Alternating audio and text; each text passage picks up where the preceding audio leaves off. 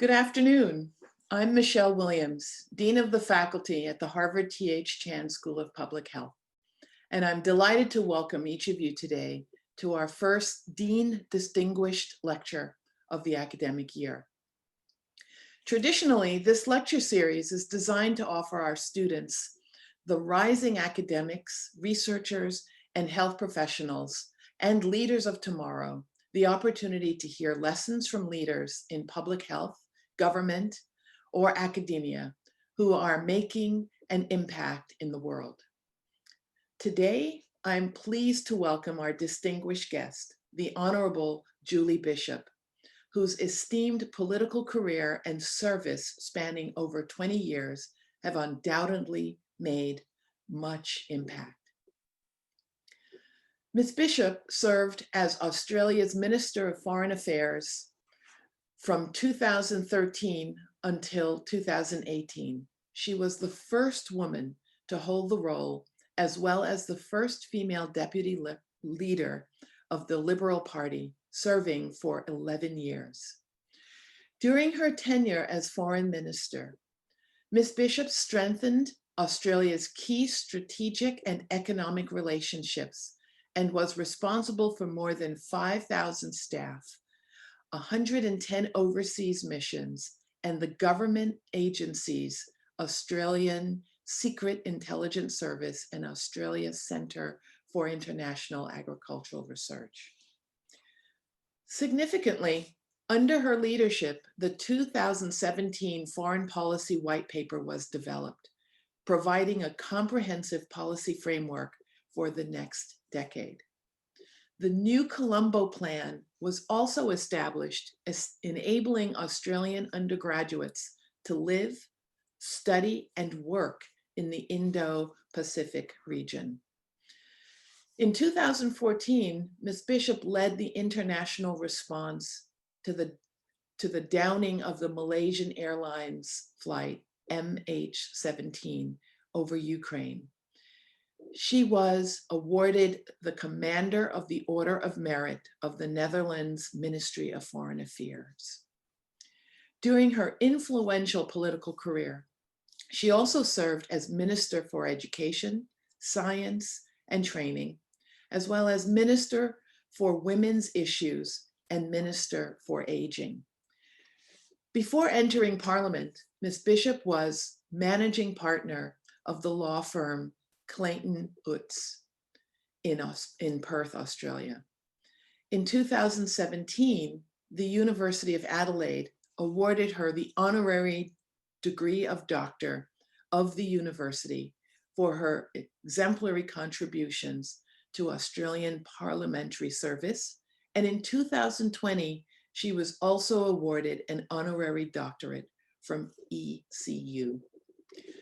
More recently, this year, Ms. Bishop was awarded a Family Fisher Fellowship for the Future of Diplomacy project at the Harvard Kennedy School's Belfair Center for Science and International Service.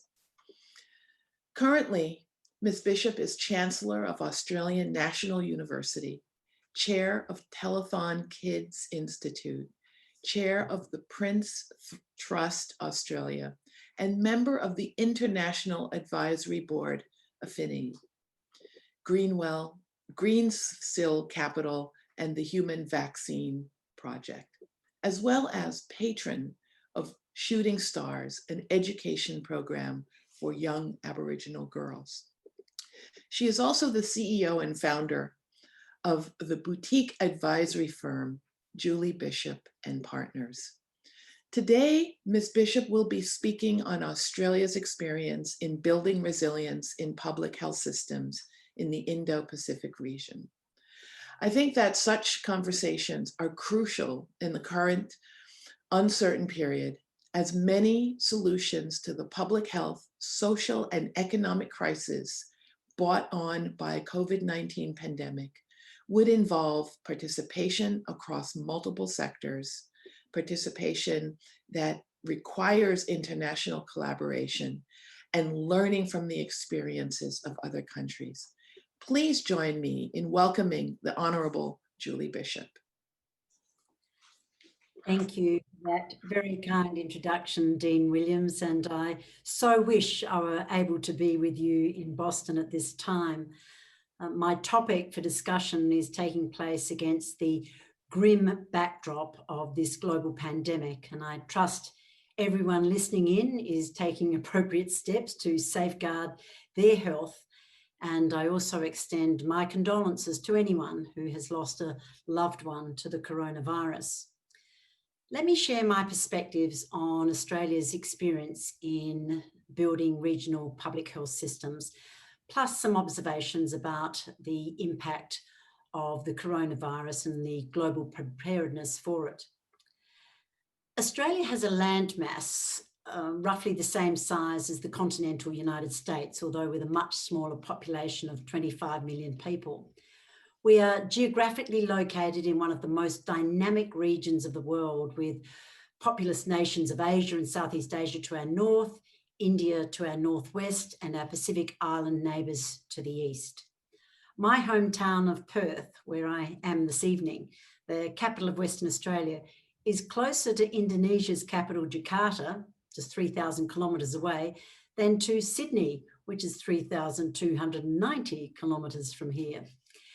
Australia is an open export-oriented trading nation, and it's fair to say that many of our citizens have an international outlook. For example, in 2019, Australian residents undertook 11.3 million outbound international trips. Now, that outlook means we have an innate understanding that events in distant locations can have a profound impact on our country. In late 2017, in my role as Australia's Foreign Minister, I released a foreign policy white paper to which you referred, Dean Williams. A white paper is Australian jargon borrowed from British jargon for a long-term strategy document. The white paper was drafted with the goal of guiding Australia's foreign policy for the subsequent 10 years.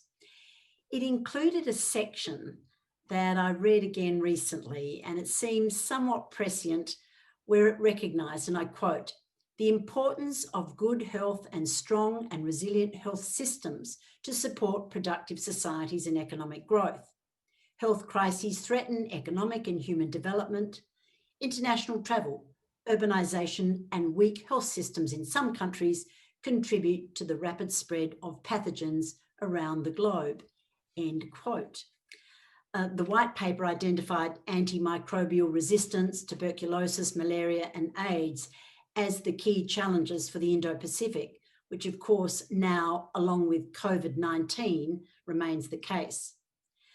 A few weeks before the release of the white paper in 2017, I had launched the Australian government's Indo-Pacific Health Security Initiative.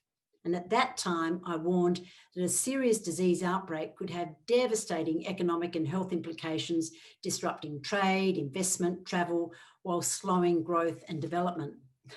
In fairness, had anyone suggested to me at that time the impact of COVID-19 just 3 years later in terms of lockdowns and travel, I would have been pretty sceptical.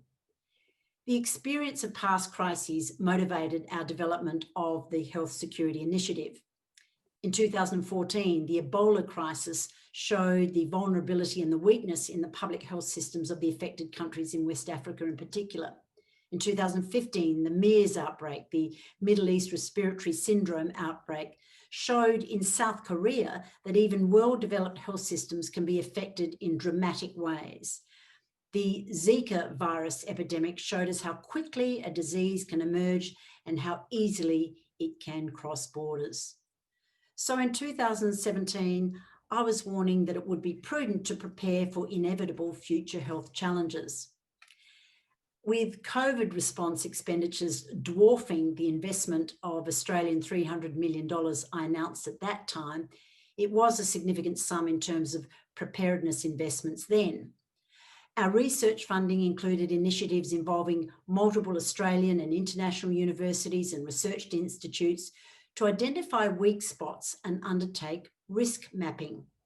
Our Indo-Pacific Health Security Initiative continues to this day to support research into the role of drug sellers in Indonesia and other parts of Southeast Asia, where over-the-counter sales and self-medication is commonplace.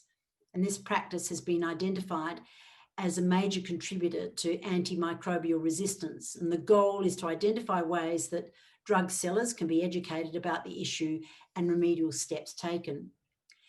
A second project was to develop a culture of evidence-based medical interventions, particularly in Papua New Guinea. Now, I don't know if any of you have travelled to PNG. It is a fascinating nation, at times a little terrifying. Some of their more remote locations still practice witchcraft and sorcery. And so it's vital that an evidence base is established when providing medical care. A third project is building resilience in health systems struggling to cope with multi-drug resistant tuberculosis and malaria, which are major public health challenges in the Indo-Pacific. There are other projects involving waterborne and tropical diseases, including dengue, malaria, and others. Now, these initiatives are working closely with the team that I established back in 2013 in what I called the Innovation Exchange. It was an ideas hub, like a plain whiteboard where we could put ideas, because I'd become concerned that decades of investment in foreign aid hadn't realised the anticipated gains, and therefore we needed to think differently, explore new approaches to seemingly intractable development problems. Our Innovation Exchange partnered with groups including XPRIZE to, for example, run global competitions to find answers on issues like clean water from sustainable sources. Interestingly, we also trialled an innovative tendering process for aid projects where we identified the outcome that we wanted to achieve and then let the applicants design the programs, as opposed to having the government tell them what they needed to do. The first such trial elicited bids from more than 60 companies and organisations compared to the usual 4 or 5 expressions of interest under traditional tender approaches. And it was through this innovation exchange that we partnered with Bloomberg Philanthropies on a Data for Health initiative. We'd actually discovered that most Pacific nations and some of the Indo-Pacific nations didn't have any records of the cause of death. And so they were in the dark when they were designing ways to support public health systems. And so with Bloomberg Philanthropies, we're carrying out a health census in about 20 countries to create the evidence base needed to develop a public health system. And this work is ongoing and it continues to be a significant challenge. Now, mindful that it would take many years to build domestic capacity, I also established a health security core. And this was designed to identify health security experts from Australia and around the world who were then deployed to nations in our region to work in their technical organisations, in their institutes and government departments, etc. And members of the core help build the capacity and the ability of people to strengthen the very health systems that will have to cope with some of these existing and emerging diseases. Volunteer members of the core have thus far been deployed on, I think, more than 30 different assignments across Southeast Asia and the Pacific. And the volunteers have worked to build capacity in the public health systems, in NGOs and research organisations. For example, this initiative has seen field epidemiologists deployed on long-term assignments to support the work of identifying and tracking potential disease outbreaks in a range of countries. Laboratory experts have been deployed to public health laboratories in Timor-Leste, Vanuatu, and Myanmar. Zoonotic disease experts are working across Southeast Asia where there's heightened risk of disease jumping from animals to humans, as we well know, to our great cost. Now, there's another program that Dean Williams mentioned that I established primarily as a long-term investment in soft power diplomacy, but it has had another impact. You see, from the 1950s through to the 1980s, Australia, under what was called the Colombo Plan, brought more than 40,000 young people from the Indo-Pacific region to Australia to gain qualifications at our universities. And then they went back home to help rebuild or build the economies of South and East Asia. A generation of future leaders had an established relationship with Australia. And so I thought it was time to reverse that flow of students. So in 2014, I implemented what I cunningly called the new Colombo Plan, and that supports Australian undergraduates to travel to 40 nations around the Indo-Pacific. These students now have the opportunity to study at universities in the region and have their time recognised towards their degree back home in Australia. They live and immerse themselves in the cultural and social and political and economic life of their host country. They also undertake practicums or internships and work experience, so they actually gain a real understanding, a perspective and insight into our region and Australia's place in it. The new Colombo Plan has more than 240 partners, businesses, governments, NGOs, civil society, the private sector, the public sector, offering our students internships throughout the region. Now, the side benefit has been that dozens and dozens of students who are undertaking health and medical studies in Australia have travelled to countries where they've contributed to local health systems in Laos, Vanuatu, Solomon Islands, Cambodia, Vietnam and elsewhere. Now, we know one of the most significant contributors to health insecurity at the community and national level is poverty. While many nations of the Indo-Pacific have enjoyed strong economic growth in recent decades, the growth has been patchy, and some Pacific Island nations in particular have fallen down the ranks of the UN's Human Development Index. A major challenge facing the region is how to lift economic growth to provide jobs, particularly for younger people. And the member states of the Pacific Islands Forum have territorial claims over 40 million square kilometres of land and sea. So put that in context, these nations are responsible for a greater proportion of the earth than the European Union and the ASEAN, the Association of Southeast Asian Nations, all combined. This offers great potential in terms of access to natural resources, but it does pose challenges due to distance from global markets and global centres. I was aware as Foreign Minister that development assistance alone would never be enough to meet all the challenges. And in fact, most recipient nations have a level of almost of resentment towards foreign aid. So I focused on 3 goals to strengthen regional engagement with Australia: stronger partnerships for economic growth, stronger partnerships for security, and stronger relationships between our peoples. An initial goal of Australia's renewed effort in the Pacific was a reinvigorated economic partnership with each and every nation through new trade and investment arrangements. I often observed during my many visits to developing nations that no official ever asked me for an increase in foreign aid. What they regularly asked me for was access to our labour markets. And Australia's experience with providing labour market access to Pacific Islanders has been very positive to date. Since 2013, over 17,000 workers from 9 Pacific Island countries and Timor-Leste have participated in our seasonal workers program. And studies have shown that seasonal workers send home an estimated $5,000 per 6-month placement. And this money pays for education, housing and medical needs, which are their investments in a healthier future for the workers, their families and their communities. Australia wants to provide more job opportunities for our neighbours in the Pacific, and it is a win-win. Australia has labour shortages in some sectors of the economy, and the Pacific has willing and capable workers. Now, climate change is another challenge to health systems, as insect-borne diseases such as malaria have expanded range. As the inaugural co-chair of the Green Climate Fund, this was a global fund, Australia focused the world's attention on the challenges facing the Pacific Islands, and we attracted over $250 million for projects in the region. This included urban water supply improvements, environmental protection and hydropower projects to replace the diesel-powered generation common in the Pacific. Another key impediment to resilient public health systems in the Indo-Pacific is a lack of adequate governance and oversight. This creates opportunities for corruption and fraud, while there are also limited checks against incompetence. Decades of investment by past Australian governments had little impact on governance standards in Pacific Island nations. I focus my efforts on PNG in particular, given its historical links to Australia. It's the only nation over which we've governed for a time. and which has long suffered from poor standards of governance.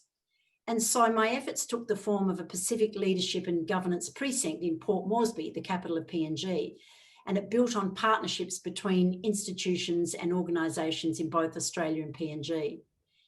History shows that nation building is no easy task for any country. Bringing together diverse and disparate peoples under a common flag is an immense challenge.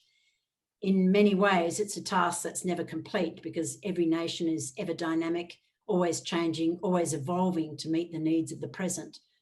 Considering the particular and daunting challenges that faced Papua New Guinea's founding fathers, unparalleled human diversity spread over a vast terrain of extraordinary variability, the decision that the people of this land made 40 years ago to claim independence remains a beacon of hope and optimism. In recent times, PNG's experienced robust economic growth, establishing a major industry in mining and resources, and that provides significant export income. And its economic growth has been rapid on the back of export income from a major LNG project. And that has the potential to bring significant benefits to the people of PNG for the remainder of its 30-year lifespan and beyond. But the challenge facing the generation of PNG leaders and the next is to build the robust institutions that support successful and prosperous nations. It's important that the benefits of a growing economy reach all people across the nation, leading to higher living standards for all, with better education and better access to healthcare. Effective and ethical governance is a vital part of the equation as it builds business and investment confidence. And PNG has shown a commitment to improve its public service. The government of PNG has put in place a leadership framework for all PNG public servants, present and future, to drive more accountable government. This precinct will provide support and strengthen PNG's vision of a more professional and skilled public service with an embedded culture of capable leadership, ethics and values. And the precinct included a new School of Business and Public Policy at the University of PNG and the establishment of PNG's School of Government in the mould of the Kennedy School. These institutions are providing high quality education and training to current and future leaders. And the precinct as a whole will provide mentoring, undertake research to inform policy and foster public debate. So let me now turn to Ebola and how that should have prepared us for the COVID pandemic. So to place the current challenges of COVID-19 in perspective, please allow me to repeat parts of a speech I made to the United Nations Security Council in New York in November of 2014. I know it's not good to quote yourself, but this is a little bit prescient. So if we replace Ebola with COVID, and where I refer to West Africa, put in the world in this speech, it would have unnerving relevance today, 6 years on. So, quote, the Ebola, read COVID, outbreak in West Africa, read across the globe, is unprecedented in its scale, its reach and its impact, and it is much more than a health crisis.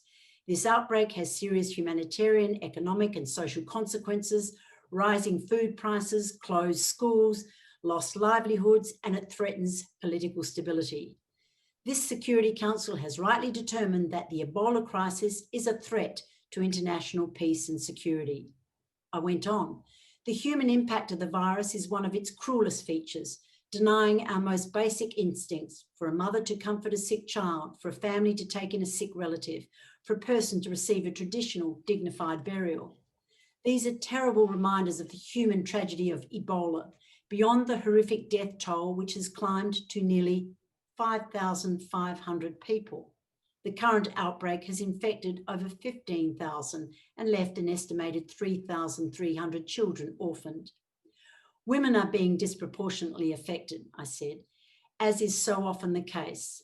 They are exposed to Ebola at higher rates than men. They care for infected loved ones. They make up the majority of frontline healthcare workers. We must ensure that their needs are prioritised in the response. I said, This Security Council was warned in October 2014 that the spread of the virus was badly outpacing the response and that the consequences of failure would be catastrophic. The briefings we've heard today confirm that we have started to pull together in this critical race to catch up and stop Ebola. I went on. At the Brisbane G20 summit last week, leaders underlined their commitment to ensure the international effort extinguishes the outbreak. The response being mobilised under the leadership of the affected countries and the coordination of UNMIR, the United Nations Mission for Ebola Emergency Response, has begun to yield results. And I went on to say to the Security Council, I'll make 3 brief points. First, complacency is our worst enemy. The epidemiological curve has started to flatten.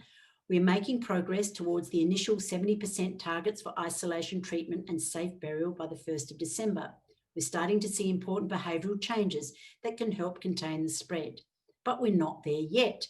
The gains to date could easily be reversed. The spread of Ebola may have slowed in some areas, down to as low as 80 new cases reported in Liberia last week from a peak of over 450 per week. But the virus is still spreading and is proving elusive. And we've seen the risk of further countries being affected, with Ebola cases now reported in Mali. The examples from Senegal and Nigeria show that Ebola can be beaten. It's crucial that countries of the region enhance their preparedness and vigilance to lower the risk. More broadly, appropriate screening measures can play an important role in stopping the spread of the outbreak. Second, the response must adapt to the evolving nature of the outbreak. Overall progress has been offset by spikes of new cases, particularly in remote areas out of reach of the response thus far. Our response must be able to shift geographic focus to areas of need and to rapidly respond to new outbreaks. Sufficient numbers of medical personnel need to be deployed on a sustainable basis, and we need clear, timely information from UNMIR on where the current gaps are and how they can be rapidly filled. We must also deal with the secondary impacts of the crisis, including the breakdown of national healthcare systems.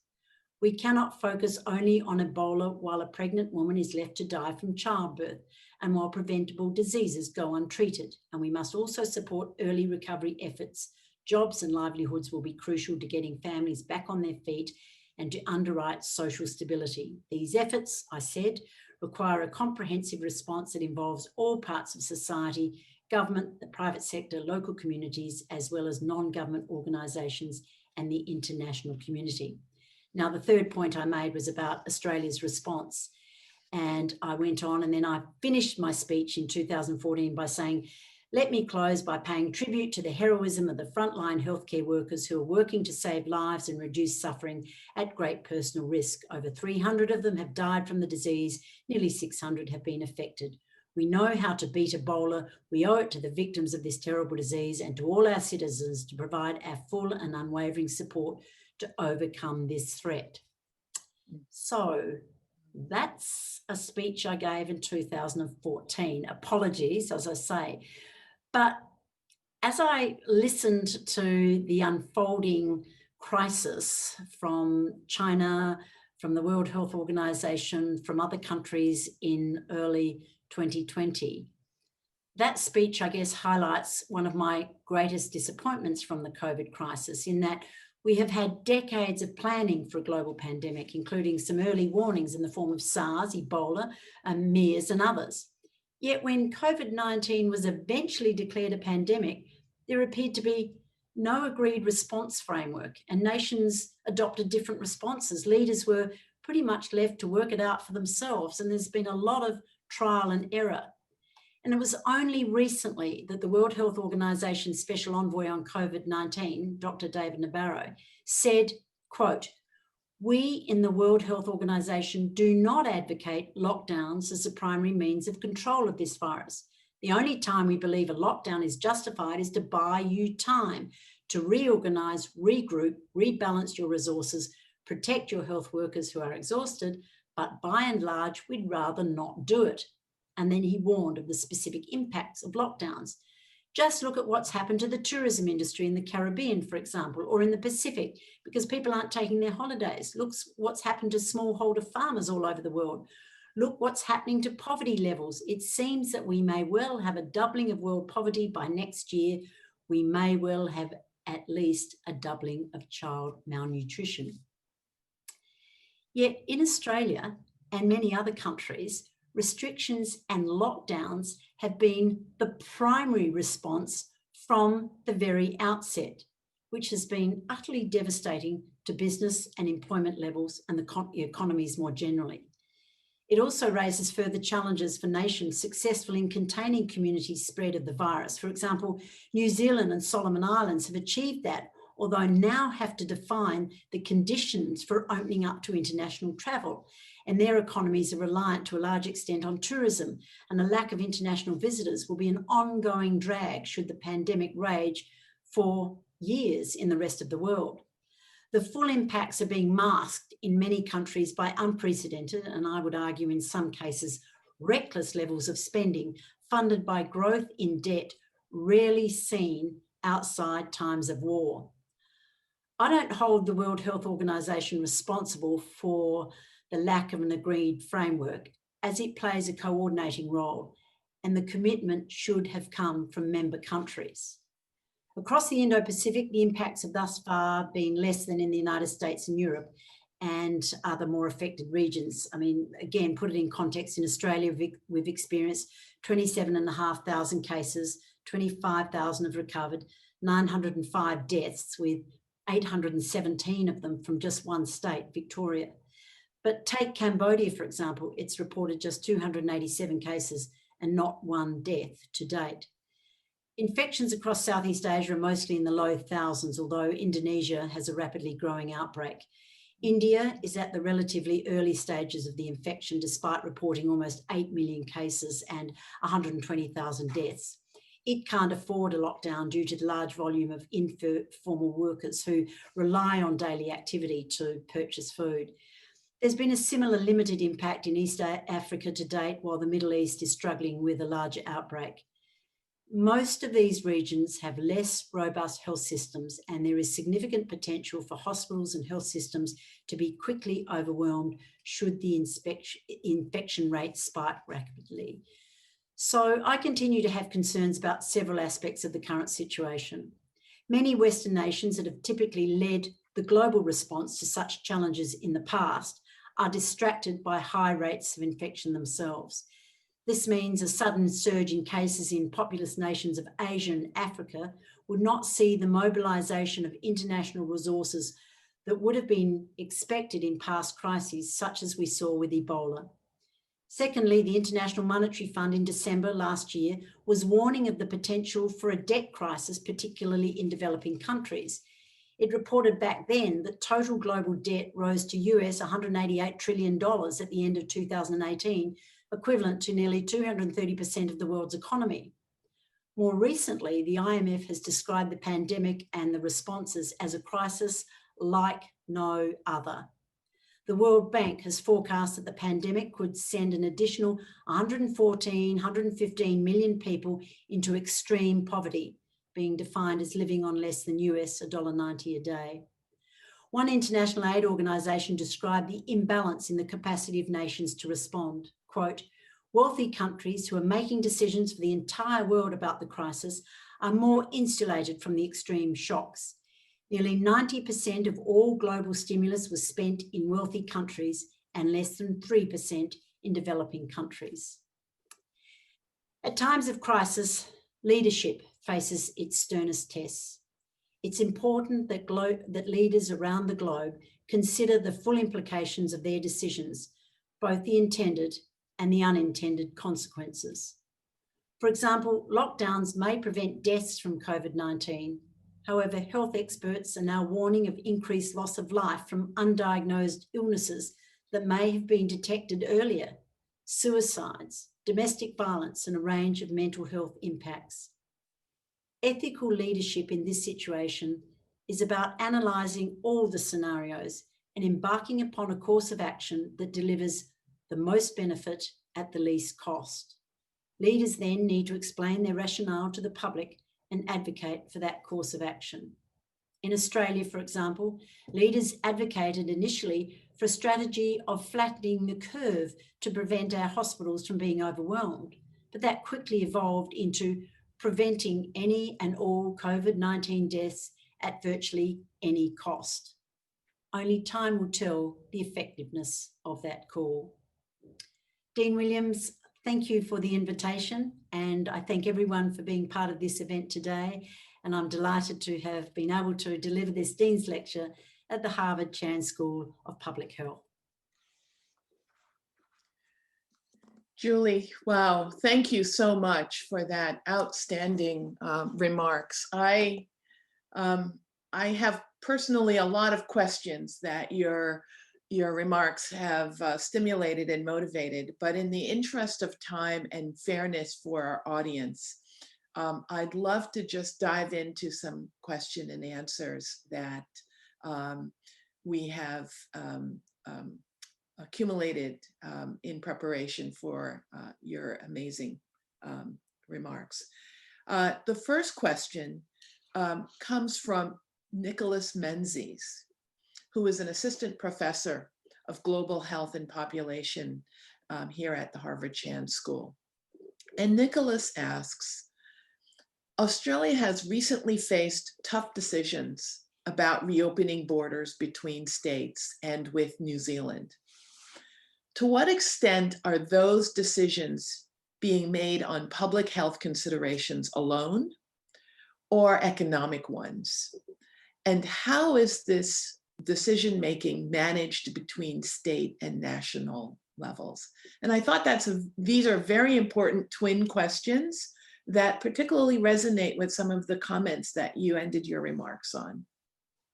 Yeah, it's a great question. As I discussed earlier, the Australian strategy at the outset was agreed by national and state leaders, and they actually formed a national cabinet of the premiers of each state and the Prime Minister.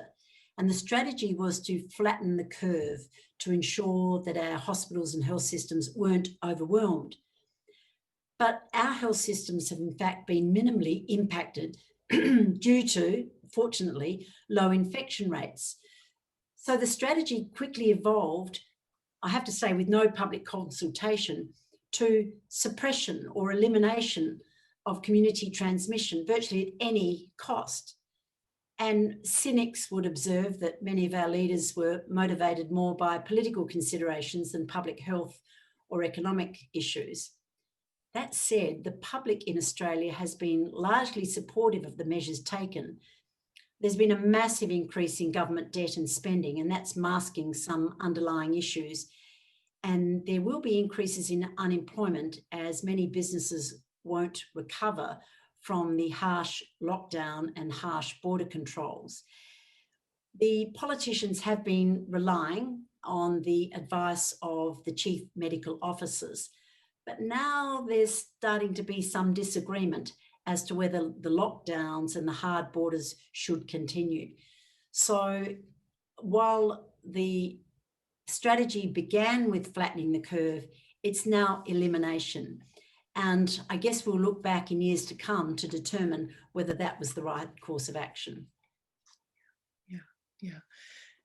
It's, in the US, we have this juxtaposition and almost this false binary argument between health and the economic health and wellness. And I think what is missed is the understanding of just how primary public health measures are to undergirding civic society. And I'm worried that unless we communicate effectively how important public health is to our economic security and our national security, there'll be a tendency to go to this false binary, health or economy. And it will be incumbent on leaders to clearly communicate just how integral these decision-making process has to be in balancing public safety, public health, economic health, and security. Absolutely. And the message has to be coherent and consistent, and the public have to be brought along with the thinking of the leaders. I don't envy any leader around the world. Nobody has the silver bullet. I don't think any leader has all the answers. And it has been trial and error to an extent. But we have to rely on the expertise of our public health officials to get that balance between the public health outcomes, which quite frankly is the primary responsibility of government, and the economic health of the nation, so that when the pandemic is over, as it will be, we are able to recover. And when another pandemic comes, as it will, we are in a position to be better prepared. Lessons learned, for example. Yeah. You know, Julie, I couldn't miss your comment about complacency being our greatest enemy. And never again should we get back to a place where we are so underprepared for what we know will be another challenge, be it another pandemic of a novel virus or a natural disaster. But we have to get out of this cycle of complacency. Nick had another question that he wanted to bring forward. And in this one, he notes that Australia is a key player in development aid to the Pacific region, as you indicated in your remarks. How does the decision-making process around investment decisions balance public health versus political needs, for example, to maintain influence in the region? Another great question, Nick. Development spending is always in partnership with governments of recipient nations, so that the priorities are led by them. That has to be the case. It's got to be in partnership with the recipient nation. And yeah, Australia has maintained a high profile in the Pacific, and I think long term we will continue to strengthen our engagement there. I have to note that while Australia and the United States have largely maintained our foreign aid spend at present, China has significantly reduced its spending this year, just noting. Now, I recall back in 2016 when Fiji was hit with a major Category 5 cyclone or hurricane in your parlance. And China had been actively courting Fiji's political leadership with some considerable success in the months and years prior to that disaster. But when the cyclone hit, Australia and New Zealand quickly mobilised tens of millions of dollars in support. We sent naval vessels with onboard hospital facilities to the islands. We deployed our armed forces to help clean up after the disaster. And from memory, I think China donated about $100,000 at the time. And Fiji's leadership had been playing us off against China up until then. And I think there was a noticeable change thereafter. So Australia will continue to be there for the Pacific. I know that there are needy countries around the world, but we have determined that the Pacific is our neighbourhood, our region. We have a unique responsibility to support economic growth, the reduction of poverty in our part of the world, and other nations, for example, in Europe and the United States, have other areas of responsibility. But we will most certainly continue to focus our development assistance in the Pacific. But it has to be building resilient, sustainable communities through resilient, sustainable economic growth. Yeah. Thank you so much. I have another question. This one is from Vaughn Rees, a lecturer in the Social and Behavioral Sciences Department, and he's also the director of the Center for Global Tobacco Control. He asks, have the regional initiatives to promote public health objectives been applied to support Australia's Indigenous communities, whose standard of health is comparable to a developing country, in contrast to the high standards of the white majority in Australia? Look, I think it's fair to say that Australian government support for our Indigenous communities remains vastly more than for foreign aid into the Pacific, particularly on a per capita basis. In fact, one of Australia's most senior Indigenous leaders, Warren Mundine, pointed out that the $30 billion Australia spends on support programs for the 500,000 Indigenous people annually compares to the annual foreign aid budget of just $4 billion currently. But the challenges of Indigenous communities in remote and isolated areas are that essentially a culture with thousands of years of rich ancient history is struggling to adapt to its exposure to a very different culture with some very negative impacts, particularly from alcohol and substance abuse, and domestic and communal violence is endemic.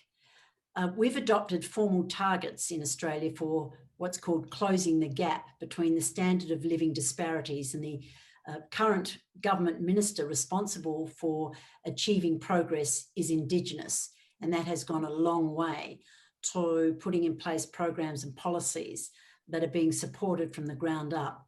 I mean, no one accepts that progress can't be made. However, there are still significant cultural and geographical challenges, particularly in some of our isolated communities. I mean, obviously elsewhere in Australia, Indigenous people are making a massive contribution to our economic, political, social life, but it's the isolated and remote communities that still require much attention. And of course, we apply the same kind of principles that we do in our aid program, but the amount of money we invest is vastly more. Yeah, no, thank you for that.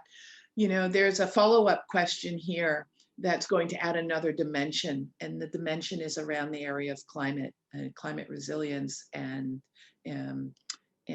for vulnerable populations. So Dr. Rees's follow-up question begins with a little bit of a context setting. He says, some of Australia's neighbors in the South and the Western Pacific, including smaller countries with vulnerable economies, are facing potential catastrophic public health impacts of climate change. Yet the current Australian government has been somewhat criticized for its commitment to climate change policy and has fallen well short of its Paris Agreement goals.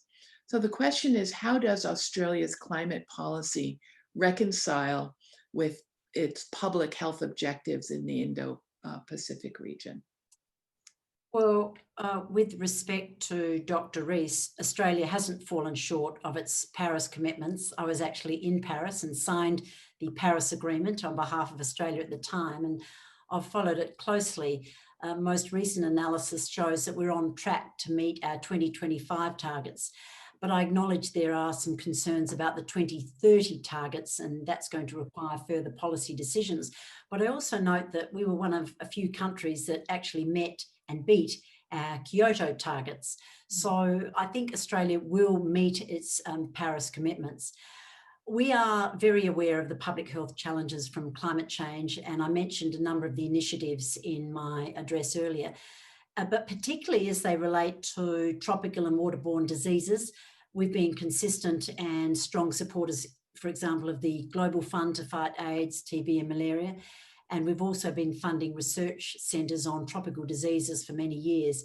So in that respect, we are supporting mitigation efforts. With regard to emissions, I know this is a very controversial topic, but as you know, it's a global problem, and Australia remains committed to playing a proportionate role, noting that we account for less than 2% of global emissions. Thank you for that. I have a question here from a community member here at the school, and she asks, it seems that traditionally the behind the scenes work of building capability and infrastructure in public health doesn't get the attention, the funding, or spotlight it deserves until it's needed. What advice would you share about its value for current global leaders and policymakers? And I think your remarks touched on this, but I think there's an opportunity to really drive home, you know, the key issues here in making public health, the primacy of public health more central in the thinking of those leaders in other sectors. Well, Dean Williams, absolutely. I agree with that premise in that the long-term investment in public health systems doesn't get appropriate attention in developing countries particularly. It is a complex web of responsibility. I recall once meeting a health minister in a developing country, and he was pleading with me to end Australian direct funding of health services. And I was quite taken aback, and I asked him why. And he said, well, external funding from aid partners created cover for corruption of domestic resources. And so when Australia sent supplies out to their hospitals, corrupt administrators diverted domestic resources to their own benefit. And he said it would be better to make it easier for the young people to gain access to our labour market as a form of development assistance. So I think the important thing is to partner with the particular country, to work with them on how to build their public health systems. And of course, there'll be all sorts of particular issues for particular countries. But I'm afraid that corruption and incompetence are challenges in many developing nations. So we need to keep the pressure on local governments to provide for their citizens and ensure that the external support, the foreign aid, the development assistance, is designed to actually achieve the goal of improving public health outcomes. We can do it, and I think that coming out of COVID-19 responses, we will be able to focus again on how to build and maintain resilient public health systems. If ever the globe needed to be reminded and educated about the importance of resilient public health systems, I think COVID-19 has demonstrated that. Yeah, no, thank you so much. You know, I think this is a moment that can be leveraged into becoming a movement where the mission and value of public health can be brought forward to every sector. And it's in the minds of all leaders and citizens, because connecting the dots and appreciating the importance of building a resilient society, both economically and clinically, health-wise, is critical for everybody. And in a lot of ways, public health is everyone's business. We just have to communicate effectively and have people appreciate the returns on the investment for having healthy health systems in place. I'm afraid that our time today is running short. But Julie, on behalf of our viewers, of the Chan School, our friends at the Harvard Kennedy School, I want to thank you for your time, for sharing your leadership journey and your wisdom. I very much appreciated hearing the remarks that you made in response to the Ebola 2014. Prescient comments indeed. And let's hope that we will be better prepared, better positioned to protect and serve our populations domestically and globally in the event of other crises. I'm deeply, deeply appreciative of everything that you've shared with us today, your remarkable insights and experience in shaping public health policy on a global scale. As public health professionals and as scholars, we're inspired by your example and your commitment to meaningful action. And to our audience, I want to thank you for your online attendance and for your questions. And I look forward to welcoming you to our future programs. And Julie, I hope that we will one day soon be able to host you physically on our campus for another Dean's Distinguished Lecture. Thanks so much. Thank you, Michelle. And it was a great honor to be part of this event this evening. Thank you very much. Thank you.